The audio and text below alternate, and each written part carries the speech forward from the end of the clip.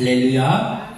오늘도 예배하면서 말씀을 나누는데, 말씀을 나누고 이 말씀이 내 마음속에 각자에게 마음속에 심겨지고 나가서 실천하는 그런 주의 사람들 되시기를 바랍니다. 우리 어른들은 잘 모르실지 몰라도 우리 쓰는 말 중에 덕후라는 말이 있어요. 덕후. 이게 원래는 오타쿠라는 일본 말에서 시작이 됐는데, 오타쿠라는 게 뭐냐면 뭐에 빠져 있는 거예요. 어떤 한 가지에 빠져 있는 거예요. 게임에 빠져 있다든지 뭐 운동에 빠져 있다든지 그걸 오타쿠라고 합니다. 오타쿠. 그런데 그걸 이제 우리나라 사람들이, 젊은이들이 오덕후, 이렇게 우리나라 발음을 해가지고 오덕후라고 해서 별로 처음에는 좋지 않은 그런 그 의미로 사용한 거예요. 쟤 뭐에 미쳐있어, 막 이런 식으로. 그런데 요즘에는 이제 어떻게 쓰냐면 오자를 빼고 덕후라는 말을 쓰는 덕후. 그래서 이 덕후라는 말은 이제 나쁜 의미가 아니에요. 덕후가 뭐냐면 어떤 마니아라는 뜻이 마니아는 뭐냐면 운동 마니아, 뭐 영화 마니아, 뭐 이런 것이죠. 어떤 거에 이렇게 빠져 있다라는 거예요. 근데 나쁜 의미는 아닙니다. 이 덕후라는 말은 단순히 좋아하는 것이 아니에요. 나 이거 좋아해, 내가 이거 덕후야, 이렇게 말할 수 있는 게 아니에요. 그러면 어떻게 되냐면, 덕후가 되려면은 일단은 자기가 관심 있는 거기에 몰입돼 있어야 돼요. 몰입. 그리고 거기에 열정을 쏟아야 돼요. 또 시간과 자기의 물질을 거기에 쏟아야 돼요. 그래야 이제 덕후라고 할 수 있습니다. 덕후의 얘기를 한 두 가지만 들어본다면 이런 거예요. 커피, 요즘 사람들이 다 커피를 좋아하는데 커피 덕후다, 제가 커피 덕후입니다, 이렇게 말하려면 저는요, 믹스 커피도 좋아하고 아메리카노도 좋아하고 에스프레소도 좋아하고 드립 커피도 좋아하고 다 좋아합니다. 커피 다 좋아합니다. 그러면 덕후인가? 아니, 거기까지 아직 멀었습니다. 덕후라고 할 수 없어요. 그냥 커피 좋아하는 사람이에요. 그 사람은 커피 좋아하는 사람. 그럼 덕후가 되려면 어떻게 해야 되냐면은 그 각 원두가 어느 나라에서 나왔으며 어느 나라의 누구의 가문에서 어떠한 추출 방법으로 나왔다, 그걸 정도로 알아야 돼요.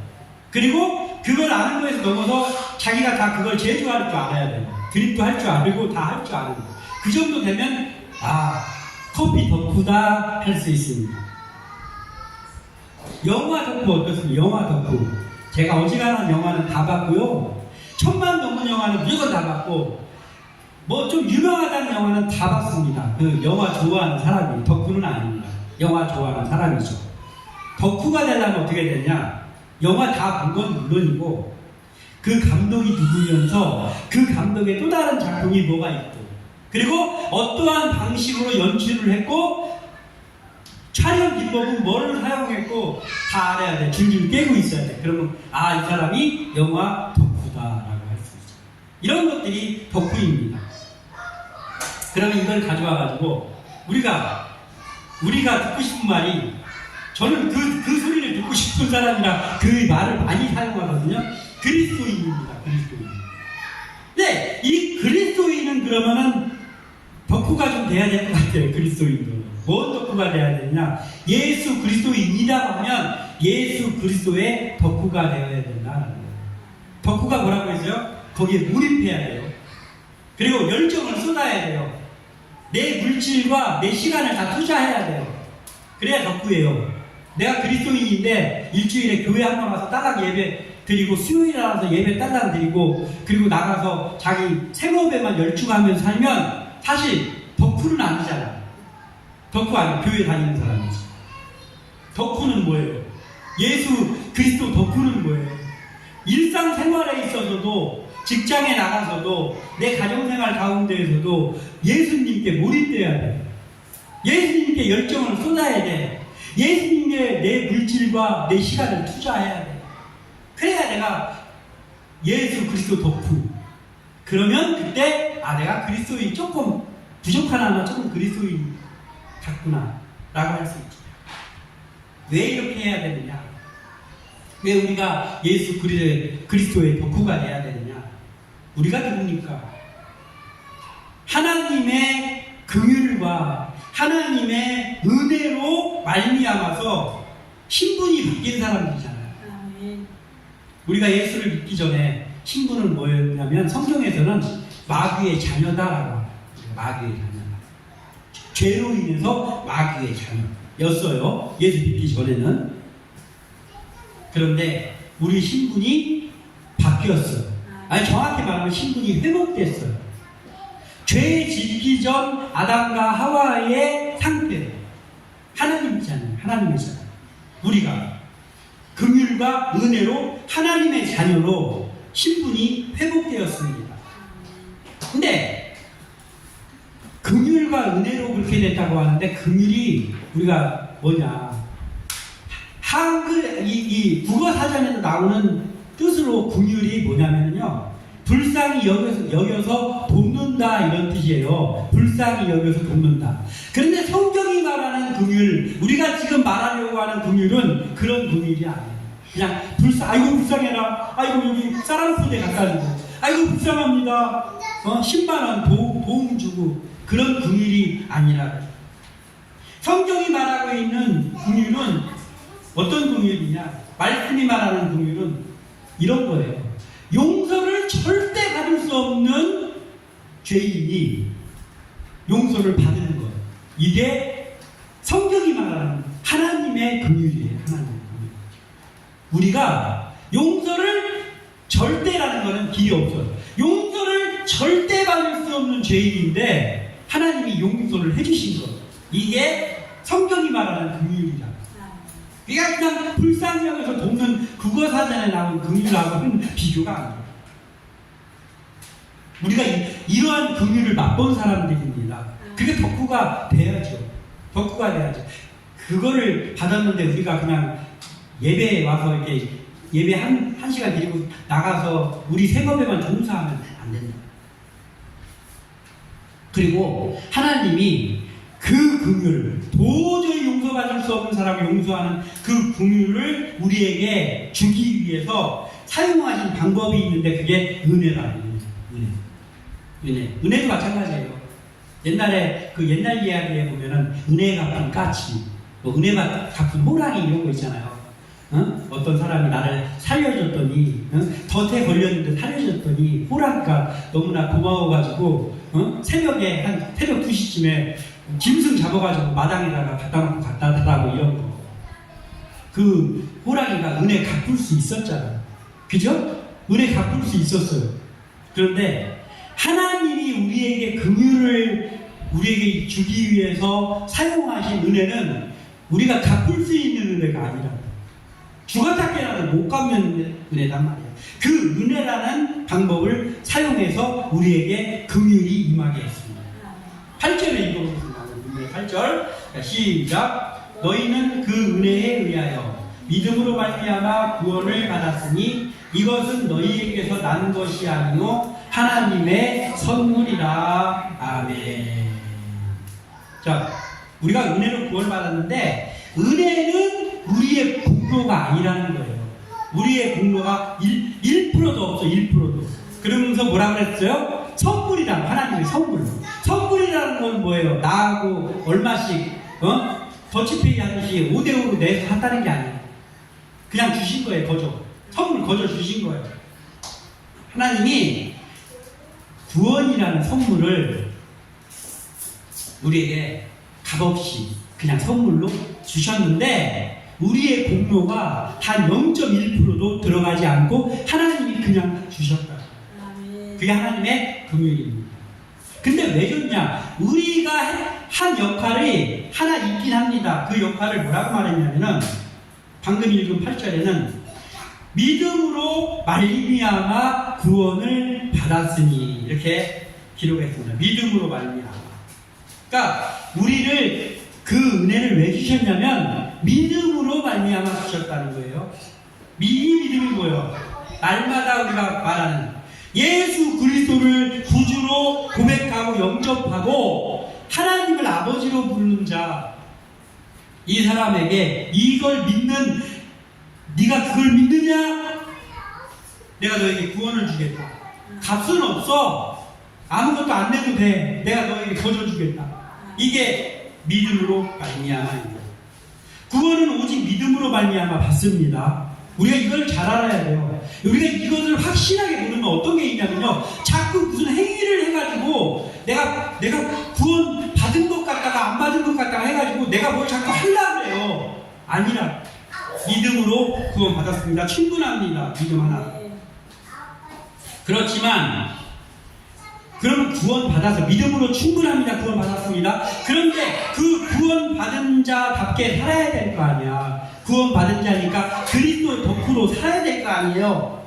열정을 쏟고 우리의 시간과 우리의 행성을 다해서 그리스도의 사람으로 살아가야 될 거 아니에요. 그러면 그것은 뭘로 가능하냔 말이에요. 우리의 행위로 가능하다. 구원은 믿음으로 받았는데 그 구원 받은 자답게 사는 일은 행위로 가능하다. 그걸 드러나야 돼. 우리의 행위로 그것이 드러나게 사는 것이 긍휼과 은혜 입은 자로 마땅하게 살아가는 본분이다.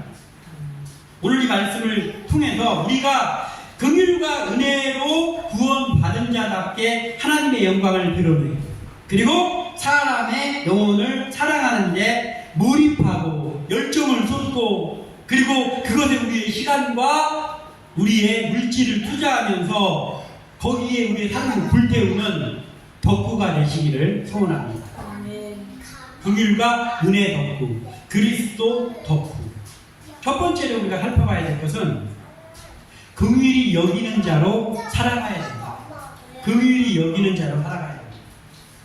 하나님의 긍휼을 힘입어서 구원받은 우리에게 있어야 될 마음인데 무슨 마음이 있어야 될까요? 우리가 하나님의 긍휼을 힘입어서 구원을 받았어요. 그러면 우리에게 그때부터 이전에 마귀의 자녀였을 때, 예수 믿기 전 마귀의 자녀일 때는요, 우리의 마음이 마귀의 마음하고 비슷해. 그저 내 이익에, 내가 돈 버는 일에, 내가 잘 되는 일에 거기에 심취되어 있어요. 그런데 신분이 바뀌어가지고 하나님의 긍휼을 힘입어서 하나님의 자녀로 우리의 신분이 회복이 됐어요. 그러면 그때부터 마음은 여전히 그 마음 갖고 있으면 안 되잖아요. 그럼 우리가 그때부터는 어떤 마음이 돼야 되냐면 우리를 구원해 주신 하나님의 마음이 돼야 돼요. 하나님의 마음.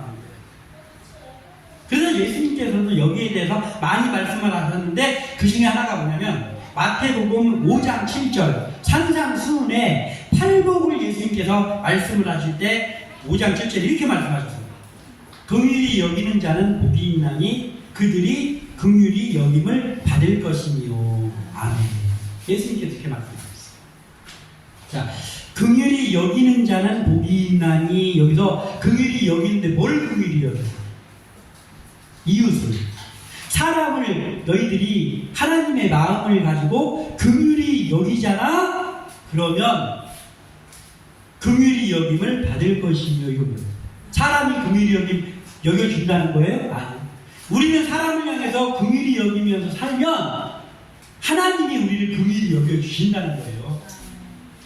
예.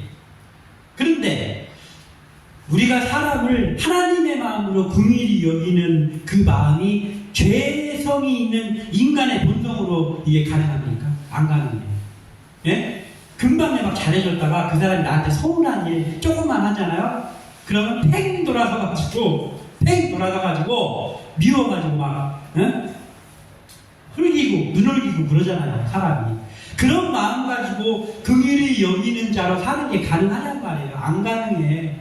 금방 막 죽고 못 살다가도 조금만 서운한 일이 있으면 바로 팽 돌아서는 것이 사람인데, 죄인의 마음인데 우리 마음은 안 된다. 죽었다 깨나도 안 된다. 그래서 하나님의 마음이 있어야 된다. 하나님의 마음이 있어야만 그게 가능한 거예요. 하나님의 마음, 그리스도의 마음으로 우리의 마음이 채워져야만 우리가 긍휼히 여기는 자로 살아갈 수 있습니다. 성경에 이런 사건이 있잖아요. 예수님이 하신 말씀 중에 10,000달란트 빚진 사람이 있습니다.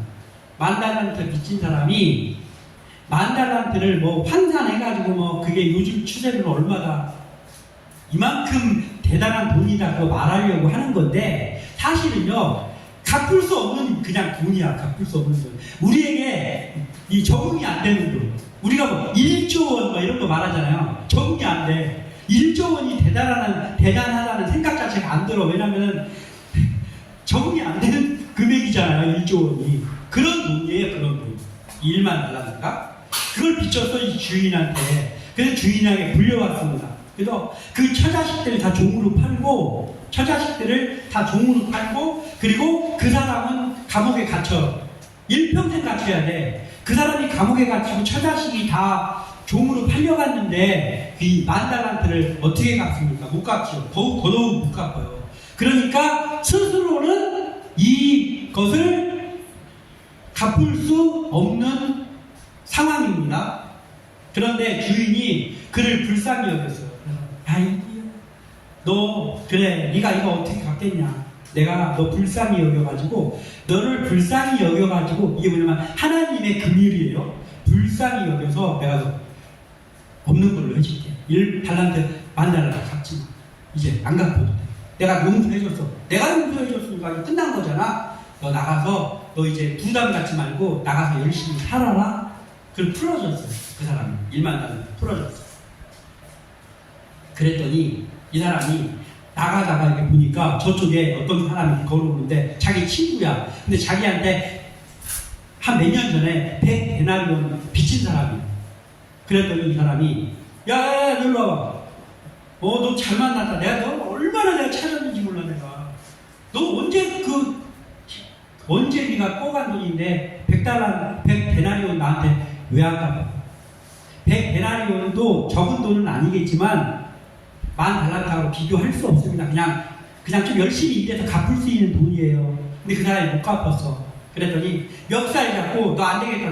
너는 그냥 말로 해서 될 놈이 아니야. 경찰서 가자. 내가 너 감옥에다가 쳐넣겠다. 하면서 끌고 가는데 그 그 사람을 용서해줬던 주인의 신하들이 가다가 그걸 봤어요. 민망해. 자기가 민망해. 그 모습을 보면서 야, 저 10,000달란트 방금 전에 탕감받았던 놈이 맞냐 저게? 그러면서 주인한테 갔어요. 신하들이. 우리들이 가다가 이걸 봤는데 우리가 얼마나 민망하던지요. 이놈이 이거 가만히 내비둬야 됩니까? 그랬더니 주인이 뭐야? 그거 다시 잡아와. 잡혀왔어요. 잡혀와가지고 너는 안 되겠다. 너 용서받은 거 취소. 그리고 감옥에 갇혀. 그 사람 나중에 어떻게 됐을지는 안 봐도 비디오잖아요. 이런 이야기가 성경에 있습니다. 그런데 그러면 이 이야기 속에서 10,000달란트 탕감받은 사람이 누구일까요? 자, 손 이렇게 들어보세요. 손 이렇게 오른손 들어보세요. 이렇게 해보세요. 이렇게. 나야. 우리 각자가 다 나예요. 10,000달란트 탕감받은 사람이 우리라고. 우리가 우리 힘으로 요만큼도 힘으로 할 수 없어. 도저히 용서받을 수 없는 사람이었잖아요. 우리가. 근데 지금 떡하니 용서받았고 여기 와서 하나님의 자녀라고 하면서 지금 예배드리고 있죠. 우리가 10,000달란트 빚졌던 사람이에요. 그리고 용서받은 사람이에요. 그런데 거기까지는 다 똑같아. 그런데 우리가 그렇게 해서 우리가 그런 사람답게 긍휼히 여기는 자로 살아가고 있습니까? 아니면 내가 100데나리온 빚진 사람, 멱살 잡는 사람입니까?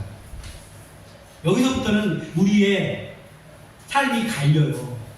10,000달란트 빚진 걸 탕감받은 것처럼 우리도 구원이라는 은혜를 값없이 받은 것까지는 똑같은 우리가 다 똑같아요. 근데 그 후에 우리의 삶에서 나타나는 것은 우리가 과연 100데나리온 빚진 사람, 멱살 잡은 사람의 모습으로 살고 있느냐, 아니면은 10,000달란트 탕감받은 자답게 살고 있느냐. 이게 중요해요. 어떻습니까? 우리의 모습이 어떻습니까? 5절을 한번 읽어보겠습니다. 시작. 허물로 죽은 우리를 그리스도와 함께 살리셨고 너희는 은혜로 구원을 받은 것이다. 자, 여기 보니까 이렇게 나옵니다. 허물로 죽을 수밖에 없느니 아니잖아요. 죽을 수밖에 없다는 건 뭐예요? 아직 안 죽어서 죽진 않았어. 이제 곧 죽을 예정이야. 근데 여기는 뭐라고 되어 있습니까? 허물로 죽은 우리가 죽을 때 이미 죽은 거는 이제 끝난 거잖아요. 이제 가망이 없어. 이미 죽었으니까. 죽은 우리를 그리스도와 함께 살리셨다. 그리스도가 십자가에 돌아가셨다가 3일 만에 살아나셨잖아요. 그래서 우리가 그걸 가지고 부활의 첫 열매라고 하잖아요. 무슨 첫 열매냐? 내가 살아난 것처럼 나를 믿는 자들은 이렇게 살아날 것이다 라는 첫 열매란 말이에요. 그리고 그 열매를 따먹은 사람이 우리잖아. 우리가 죽었어요. 우리는 죄로 인해서 이미 죽었어요. 죽었었는데 우리가 다시 살아나가고 여기 있다고. 살아나가죠. 이미 죽었던 우리가 살아나갔어요. 하나님이, 그 주인이 만달란트 빚진 자를 자영으로는 도저히 용서받을 수 없는 그 사람을 용서해 줬을 때 이제 가서 열심히 살아라 라고 풀어줄 때 그 주인의 마음에는 어떠한 마음이 있었을까요? 내가 너를 용서해 줬잖아. 값없이 용서해 줬잖아. 그러니까 너도 나가서 내 은혜를 조금이라도 갚으려면 내가 너한테 해준 것처럼 사람들을 대하면서 살아라. 이런 마음이 있지 않았겠어요? 그런 마음으로 풀어줬다고. 근데 가자마자 100데나리온 빚진 자를 멱살을 잡았어. 그래서 오늘 5절에는 가로치고, 거기 보면 밑에요. 5절에 가로치고 너희는 은혜로 구원받은 것이라 이렇게 되어 있잖아요. 이게 뭐예요? 우리가 이걸 보면서 니네 공로 조금도 없이 니네 진짜 하나님이 그냥 공짜로 구원해 준 거야. 구원을 주신 거야. 그거 잊지 말아라. 이런 의미가 담겨 있는 거예요. 그러니까 우리가 긍휼히 여기는 자로 살아야만 합니다. 우리가 100데나리온 빚진 자 멱살 잡는 사람으로 살면 안 됩니다. 그러니까 이게 우리의 마음으로 안 되잖아요. 우리 성질이 아직도 부글부글 끓고 있는데 안 되잖아요. 잘 안 되잖아. 그래서 우리가 그리스도의 마음, 하나님의 마음을 가져야 되는데 그리스도의 마음, 하나님의 마음을 우리가 가졌다라는 말을 다르게 표현하면 성령이 우리 속에 임하셨다 이 말이란 말이에요. 그래서 우리가 성령 충만해야만 합니다. 늘 강조해도 부족하지 않아요. 성령 충만하다라는 말을 다른 말로 바꾸면 그리스도의 마음을 내가 가졌다 이 말이에요. 그래서 우리는 성령 충만하기를 소원합니다. 성령 충만하기를 갈구해야만 합니다. 날마다 기도해야 됩니다. 성령 충만하기. 그리고 그 마음 가지고 그리스도의 마음 가지고 긍휼히 여기는 자로 살아가기를 소원합니다. 그러면 하나님이 우리를 계속해서 긍휼히 여겨 주십니다. 그리고 두 번째로 은혜에 감사하는 자로 살아가야 된다. 은혜에 감사하는 자. 8, 9절을 읽겠습니다. 8, 9절 시작. 너희는 그 은혜에 의하여 믿음으로 말미암아 구원을 받았으니 이것은 너희에게서 나는 것이 아니요 하나님의 선물이다. 행위에서 나는 것이 아니니 이는 누구든지 자랑하지 못하게 하려 함이라. 자, 뭐라고요? 오직 은혜로 구원을 받았어요. 오직 은혜로. 은혜는 값없이 하나님이 주신 거예요. 우리가 도저히 받을 수 없는 걸 값없이 주신 거예요. 구원을. 그러면 어떻게 해야 돼요? 우리는 그 은혜를 받았으니까 그냥 가서 우리 하고 싶은 거 하면 삽니까? 아니요. 그 은혜에 감사해야 돼요. 우리가 사람이 우리한테 조금 고마운 일만 해줘도요. 그거 갚으려고 막 나중에 밥 사고 막 차 한 잔 사고 그러잖아요. 사람한테도. 네? 그런데 도저히 갚을 수 없는 은혜를 하나님한테 받으면 어떻게 해야 됩니까? 그것에 갚을 수가 없어. 아예 갚을 길이 없어. 받았는데 그럼 어떻게 해야 돼요? 감사하면서라도 살아야지. 감사하면서라도 살아야 되잖아요. 그 감사함을 나타내면서 사는 방법이 뭐예요? 우리의 구원이 우리의 자랑이 되지 못하게 하기 위해서 구절에서 우리가 도저히 갚을 수 없는 그렇게 은혜로 우리를 구원해 주셨단 말이에요. 그러니까 갚을 길은 없어. 갚을 길은 없는데 그렇다면 우리가 값없는 은혜를 감사하면서 사는 길을 알고 감사하면서 살아야 된단 말이에요. 그게 은혜도고요. 은혜도. 우리에게 은혜를 베푸신 분이 어떻게 하는 것을 우리가 감사함을 나타내는 거냐면 이런 거예요. 우리에게 은혜를 베푸신 분 하나님. 그 하나님이 가장 좋아하시는 일이 뭐지? 그래서 그분이 가장 좋아하시는 일을 하면서 사는 것. 그게 은혜에 감사하며 사는 거예요. 갚을 수는 없으니까 어차피. 갚을 수는 없으니까 감사해야 되는데 그게 뭐냐면 우리의 열정을 다하고 우리가 몰입하고 우리의 시간과 우리의 물질을 다 투자해서 그 하나님이 가장 좋아하시는 일을 하면서 사는 것, 그것이 은혜에 감사하는 자로 살아가는 거란 말이에요. 그게 뭐냐면 구원은 오직 은혜로만, 구원은 오직 믿음으로만 받지만 구원의 은혜를 감사하는 그 믿음의 행위, 그걸 통해서 삶으로 나타내는 그 삶을 살아가는 것, 그것이 은혜에 감사하는 자로 살아가는 건데, 그것을 두 가지로 딱 요약할 수 있는 그게 뭐냐면 믿음의 행위, 두 가지로 요약하면 뭐냐면 하나님의 영광을 위해서 살아가는 것, 그리고 영혼을 살리는 일을 하면서 살아가는 것, 이 두 가지란 말이에요. 우리가 늘 강조하는 것. 이 삶을 사는 것이 은혜에 감사하는 자로 살아가는 길이에요.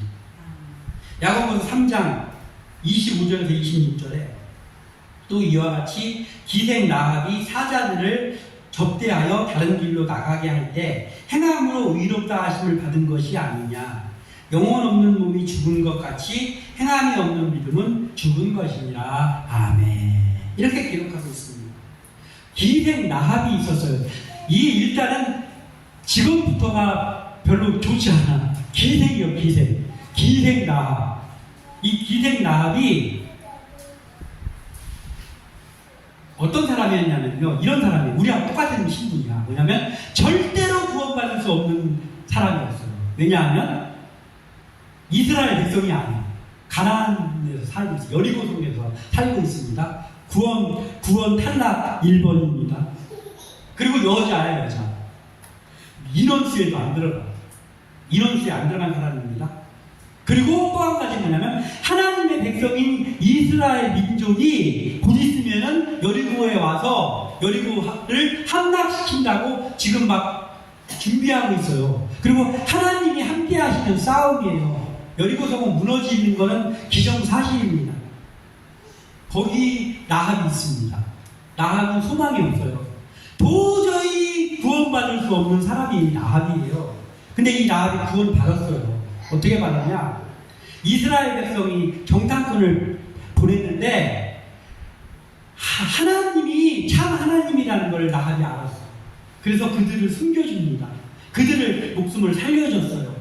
그래서 그들을 숨겨줬다가 그들이 잘 도망갈 수 있게 해줬더니 하나님께서 어떻게 하시냐면 여리고성을 무너뜨리는 그때 라합의 집 안에 있는 사람들은 무조건 다 살려줘요.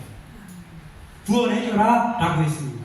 그래서 라합의 집에 있는 라합의 식구들이 다 구원받았습니다. 그리고 라합은 어떻게 됐습니까? 도저히 살 수 없는 사람이었는데 산 것도 감사한데 라합이 예수님의 족보에 나오잖아요. 응? 살모는 라합에게서 보아스를 낳았고, 여기 나오죠. 예수님의 몇 대 할머니야, 라합이. 도저히 구원도 받을 수 없는 사람이었는데 구원을 받았고 예수님의 조상이 됐어요, 라합이. 이게 어떻게 가능하느냐? 행함으로 의롭다 하심을 받았다라고 기록합니다. 기생 라합이 사자들을 접대하여 다른 길로 나가게 할 때 행함으로 의롭다 하심을 받았다. 하나님을 아는 자답게 라합이 행동했다고. 그랬더니 그걸 하나님께서 너 참 의롭구나 이렇게 해주셨다고.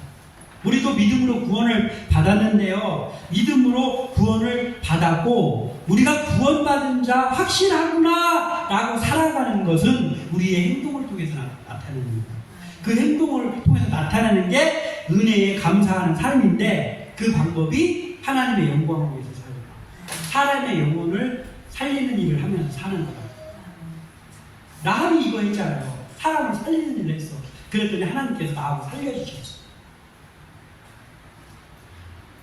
하나님의 영광을 드러내는 일과 영혼을 살리는 일에 몰입하고 열정을 쏟고 시간과 물질을 투자하면서 사는 것, 이것이 은혜 덕후의 삶이고 우리가 살아야 될 삶이다. 이것을 명심하시기를 소원합니다. 마지막 한 가지는 주 안에서 선한 일을 위해 살아가야 됩니다. 10절을 읽겠습니다. 10절 시작. 우리는 그가 만드신 바라 그리스도 예수 안에서 선한 일을 위하여 지으심을 받은 자니 이 일은 하나님이 전에 예비하사 우리도 그 가운데서 행하게 하여 하심이니라. 아멘.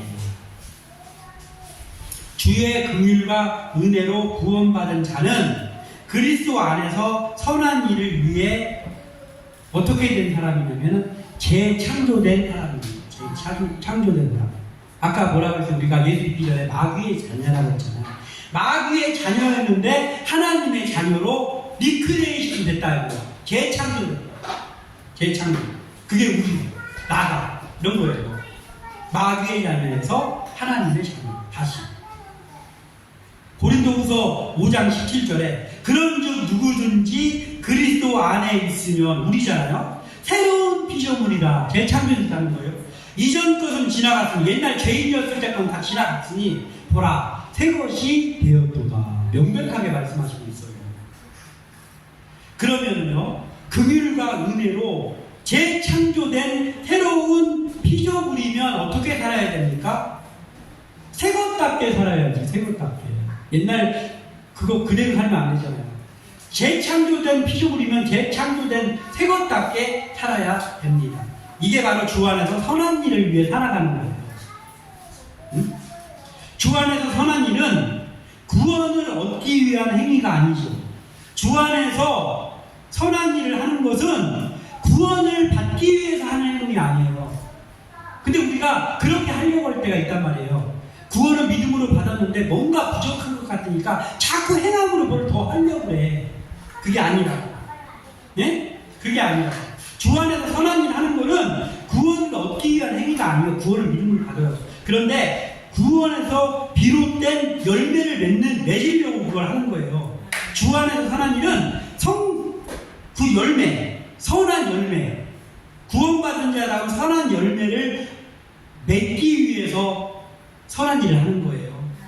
성령 안에서 나타나는 성령의 열매가 바로 그거예요. 주 안에서 선한 일은 하나님께 구원받기 위해서 뭔가 하기 위해서 하는 게 아니고 하나님께 순종하며 삶으로 구원받은 자가 제가 구원받은 자라는 걸 나타내기 위한 거예요. 그래서 그게 어떻게 나타나냐면 성령의 열매로 나타나는데 성령의 열매는 누구한테서 나타나는 말이에요? 성령 충만한 사람에게서 나타나겠죠. 성령 충만한 그리스도인에게서 나타나는 특징이 뭐냐면 성령의 열매. 성령의 열매. 갈라디아서 5장 22절에서 23절에 오직 성령의 열매는 사랑과 희락과 화평과 오래 참음과 자비와 양선과 충성과 온유와 절제니 이 같은 것을 금지할 법이 없느니라. 이 열매를 맺으면서 사는 것이 주 안에서 선한 일을 위해 살아가는 거다. 긍휼과 은혜로 구원받고 성령으로 충만할 때 나타나는 선한 일이다. 하나님이 그리스도인들에게 선한 일을 할 수 있는 잠재력을 주셨어요. 그리스도인들이 선한 일을 하면서 살 수 있도록 주신 잠재력이 뭐예요? 성령 충만이시죠. 예수를 믿지 않은 사람은 성령 충만이 절대로 없잖아.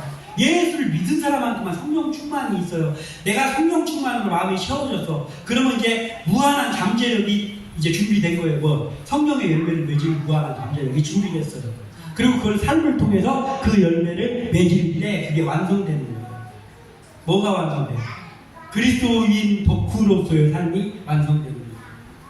우리가 이 말씀을 우리가 나누었으니 우리는 긍휼과 은혜 받은 자답게 살아가기를 소원하고 그리고 그것을 우리가 주 안에서의 선한 일, 성령의 열매를 맺는 삶을 통해서 나타내는 주님의 사람들 다 되시기를 주님의 이름으로 축원합니다.